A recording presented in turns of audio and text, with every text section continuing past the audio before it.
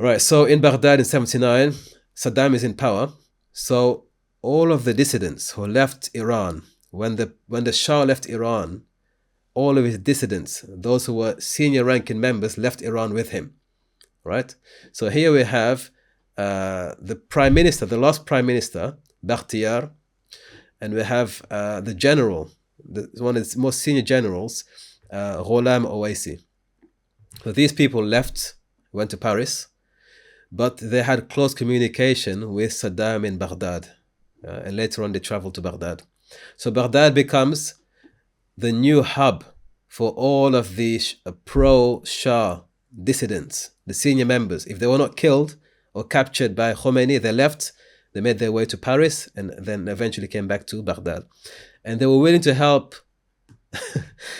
to help Saddam, who only 2 years ago was their biggest enemy.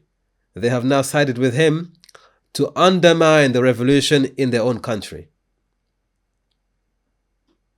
So it's gone around full circle. They are willing, the prime minister and the general, to go to the opposition, Saddam, to help him undermine the current government in Iran. Yeah? So they were working with Saddam, and they were trying to incite uprising in Iran. Saddam gives them a radio station just for them, for propaganda, back into Iran, to bring people to rebel against Khomeini.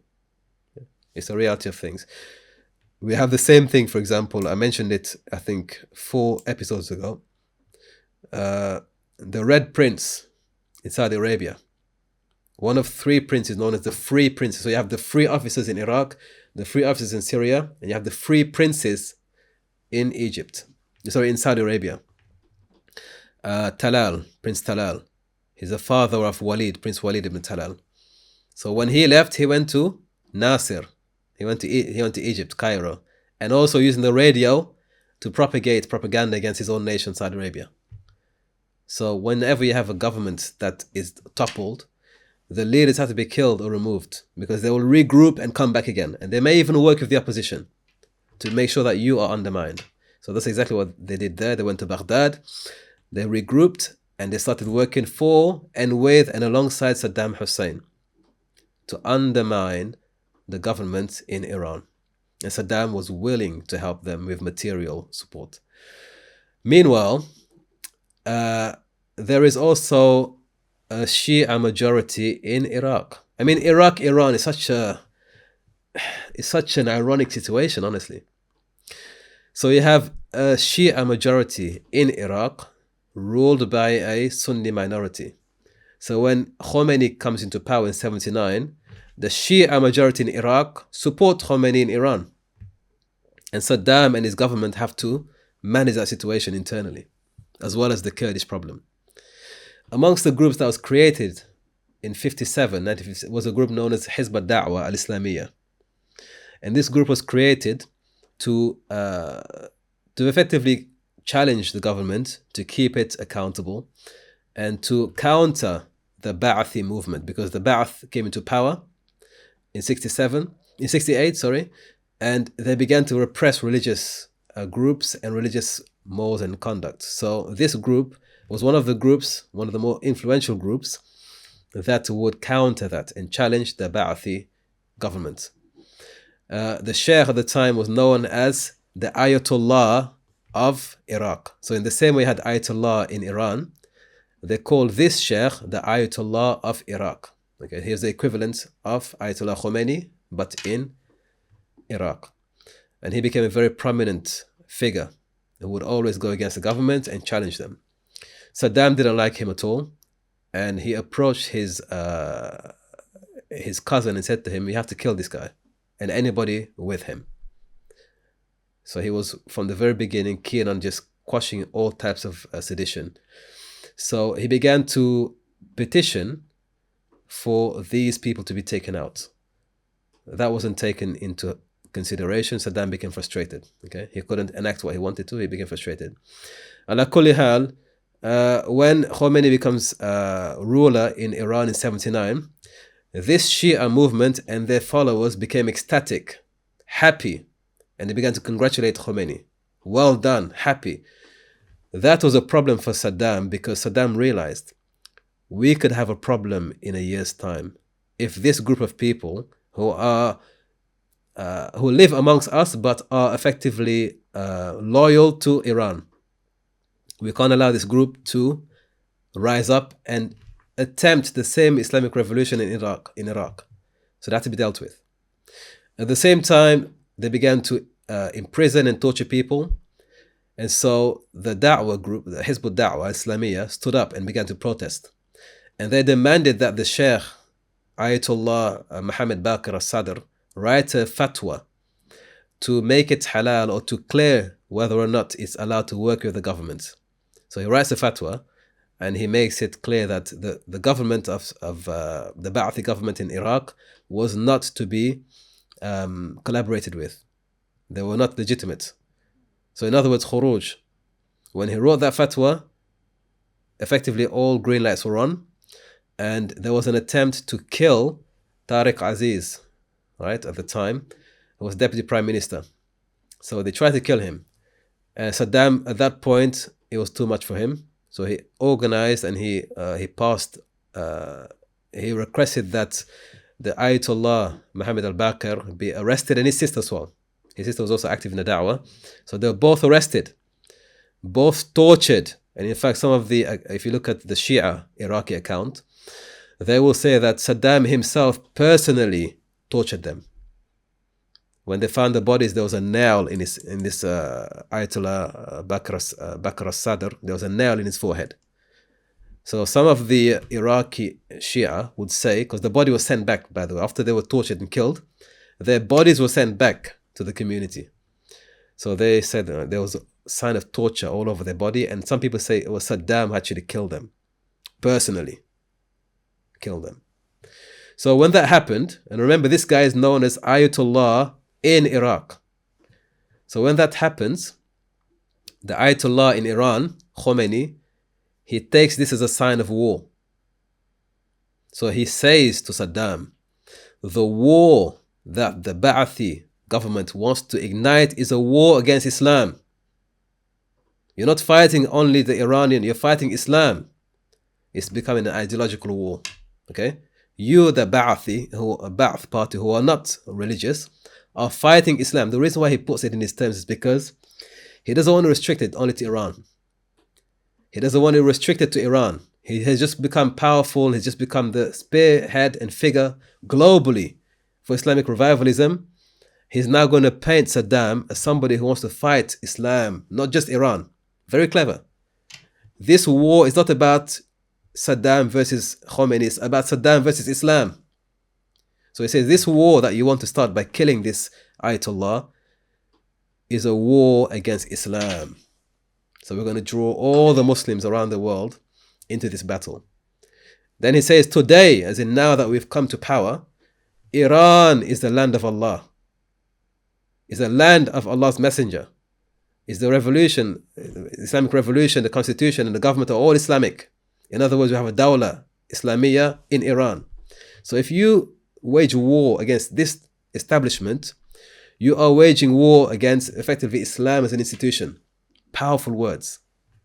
Powerful words. He's very clever in the way he could have said, you attacked one of our friends, a Shia like us, or you want to attack Iran. The world would say, we don't care, but we're not Shia like you, so we don't care. We're not in Iran. But he said, no, this is about Islam. And the Ba'ath party, which is secular, is fighting Islam. Powerful words. Yeah. So that's how Khomeini plays his cards. And this is 1980, April 1980. خود صدام حسین به اثر حکم شرعی کافر است و هم این طرفدار کفار باید ملت عراق بداند که این آدم خطرناکی است برای ملت عراق و خطرش در ملت عراق زیاد است و الا به ملت ما که اون نمیتوند صدمه بزنه. او به ملت عراق خطرناک است و ملت عراق باید با تمام قوا کوشش کنند که این شخص فاسد را از بین ببرند و این جمعیتی که برخلاف اسلام و برخلاف مصالح اسلام و قرآن دارن عمل میکنند اونها را از بین ببرند. شما هم همین کار را بکنید که ارتش ایران نسبت به شاه سابق کردند همینطوری که اونها رها کردن او را و متصل شدن به ملت و سربازها فرار کردن از پادگانها و متصل شدن به ملت، شما هم فرار کنید و قوای خودتون را صرف این کنید که این جرثومه فساد را از بین ببرید.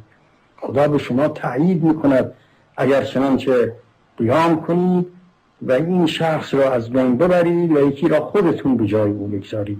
ما هم کمک شما هستیم در این که از خود شما، از ملت شما یک نفر اداره کند حکومت عراق را و این آدمی که برخلاف اسلام و برخلاف مصالح اسلام مشغول مفسده شده است، این فاسد را از بین ببرید، با ملت همراه بشید. ملت عراق هرگز با صدام حسین موافق نیست، یک روز هم موافقت ندارد. ملت عراق با اسلام موافق است. کسی که با اسلام موافق است، کسی که کتاب او قرآن است، کسی که کعبه قبله اوست، نمیشد با یک آدم کافری که در پناه کفار دارد زندگی میکند و در پناه کارتر و امثال کارتر دارد به حیات خودش ادامه میداد، نمیشد با این همراهی بکنید. من به اونها سفارش میکنم، به ارتش عراق، که اگر میتوانند قیام کنند بر ضد این آدم و این آدم را از بین ببرند و خودشون جانشین او بشن و ما هم تاییدتون میکنیم. Right, so Iran. So we know in Iraq, Saddam has problems. The Hizb al-Da'wah al-Islamiyya, which is a Shia organization, is already pledging allegiance or showing allegiance to Iran.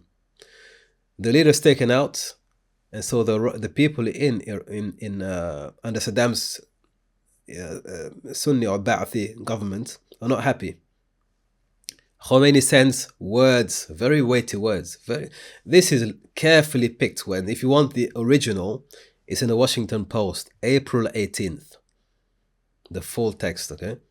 But the words are precise. This is a secular government attacking the Islamic world. This is a secular government attacking the government that is implementing Sharia, the land of Allah and His Messenger, Islam. That's how he sets the chips on the table. It's not Iraq versus Iran, it's Saddam versus Islam. Pick your choice. Now, of course, at the time, 79, the entire world was shocked by what had happened in Iran. We woke up today, depending on where you are in the world, and we found out that a Muslim faction has conquered Syria. Generally, there's congratulations, there is a sign of hope what happens next, but generally, it's inspirational, right? Oh, they've managed to do it, mashallah, over 50 years, and now we've got this. However, Khomeini had his own ideas. He had his own plan for how things would pan out in the next 10, 15, 20 years. That involved exporting his ideology across the rest of the Muslim world. Okay, so he understood that the people right now, in the heat of the moment, have a certain perspective as to what I stand for. He's not going to jeopardize that because Saddam is provoking him, but he's going to capitalize on that momentum because they have goodwill generally across the Muslim world. He's now capitalizing on that to call the Muslim world against Saddam. Yeah, he's a very shrewd tactician, a shrewd politician, very shrewd tactician. Yeah, so he does that. So now he's sending signals to the wider world. Saddam is a problem, and he's a Ba'athi, Iraqi, secular nation attacking Islam, not just Iran, Islam. However, back home in Tehran, Khomeini himself had problems. So both of them have problems in their home. Khomeini has a problem because those who used to be under the governments of the Shah are now working with Saddam to create a coup. They want to undermine Khomeini in his own nation. So 𝗃𝙁𝗓𝗏, who we said left, went to Paris and now had a radio station from Baghdad pumping propaganda, had gathered people and was funding them, was financing them to organize a coup. That coup took place in July 1980. So about a year later, after Khomeini, there's a coup attempted. And as soon as that coup is foiled, Khomeini goes about executing straight away. He doesn't even waste time. He doesn't even waste time. He's not gonna. He just executes, because the point is you have to get rid of opposition. He just executes automatically. So that was the first coup against him, but it wouldn't be the last coup. Then the students in 79 who had been out protesting, and eventually when the Shah is removed and he leaves, they rush to the American embassy. They rush to the American embassy. They storm the embassy, and they capture approximately 54, 56 American staff. Because in the embassy, the CIA operatives were busy shredding everything they can get their hands on. All of the documents were being shredded quickly. They were rushing to shred because it happened so quickly. It happened so quickly, and they had so much information. They were working with the Shah in Tehran, with the CIA and SAVAK. So all that information now suddenly became threatened, because the Shah is no longer here. There's a hostile government, and we need to make sure all the evidence of our CIA evidence. So they began to shred furiously.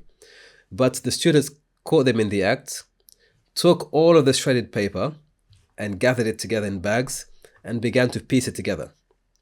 Meanwhile, the staff themselves were captured as hostages, and they were used as bargaining chips. Because the Shah had escaped and is now able to travel to the Americas, the students didn't want to, the Iranian population wanted retribution. So they wanted America to send him back. And in order to do that, they said to America, if you want your embassy staff back, give us back the Shah. We want to exchange. If you don't give him back to us, we won't give them back to you. That was what the entire scenario was about. But in the meantime, they were busy working, piecing together all the shredded pieces. Okay? So that happened for about 444 days. 444 days, these captives were being held as bargaining chips. Now, initially, after a few days, they released some of the captives. So they released women, and they released African Americans. If you remember back in the Arab Spring, embassies were being raided. Of course, that's typically what we do. We raid embassies. And I think at one point, after the Arab Spring, there were some revolutionary kind of tendencies in Iran. And the American embassy and the Americans were saying Iran has to champion freedom of human rights, right? They were propagating that.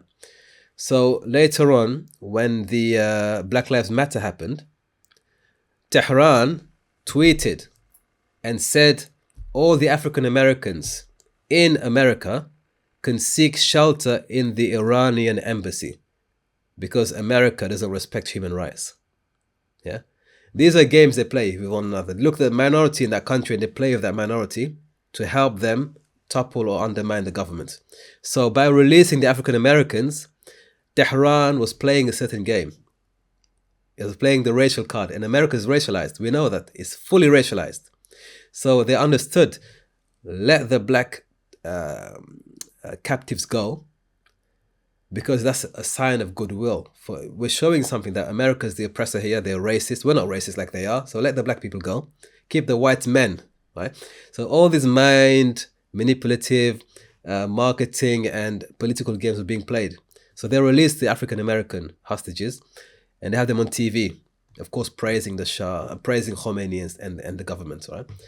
But the remaining staff are kept for 444 days. And Jimmy Carter is working round the clock to find a way to release them. So in the same way you have the political captives from the Israeli side today in Palestine, and they're trying to work to release them, America's working because it's an embarrassment. It's an embarrassment. They can't even defend their own people. So their credibility is on the line. So he's working round the clock to find a way to release these people. To add problems to the solution, to add more problems to the situation, 1980 was only a few months away from the electoral process. There was going to be another electoral campaign in 1981. So it was important that Carter secure the release of these American hostages from Iran. If he doesn't do so, his ratings will go down. So he has many reasons why he has to make sure they are released. Okay, so the Iranian hostage situation begins, And these Americans, every single night on news, they receive further updates as to the hostages. For over a year, they're receiving on television, updates. Day 1, if you go on YouTube, type it, you'll find day 1, day 5, day 100. They kept updating the population. And with that update came pressure on the government. We need our people back home. Our conditions here have been very good. We haven't had any problems. We've been fed more than fairly. We've slept nights. There haven't been any problems physically. Maybe people have been mentally upset, but other than that, we haven't had any problems. So Iran understood that these hostages are a bargaining chip for us against America.